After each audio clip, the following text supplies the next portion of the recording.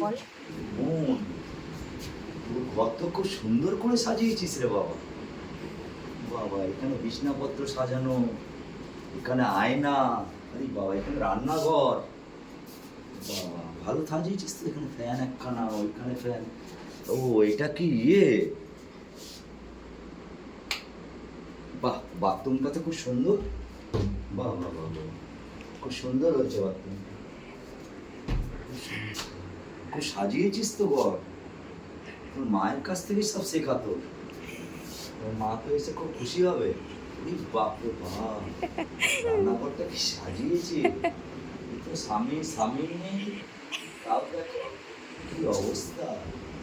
যে করে ওইসব বলতে কি করে এত সুন্দর সাজিয়েছে, খুব সুন্দর হয়েছে। বাহ।